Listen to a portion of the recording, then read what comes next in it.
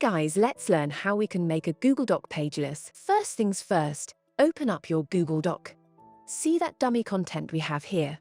Now, navigate to the top and click on File. Once you've clicked on File, scroll down and find the Page Setup option. Click on Page Setup and you'll see a drop-down menu.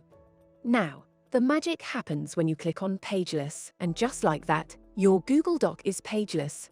Easy, right? You can add a personal touch to your document too by changing the background color. Just click on this little paint icon. I'll keep it simple with white, but feel free to choose any color that suits your style. And there you have it. A pageless Google Doc and a touch of personalization with the background color. Subscribe to Elite IT Team for more tech tips. If you found this tutorial helpful, don't forget to give it a thumbs up and hit that notification bell so you never miss an update. Thanks for tuning in, and until next time, happy documenting.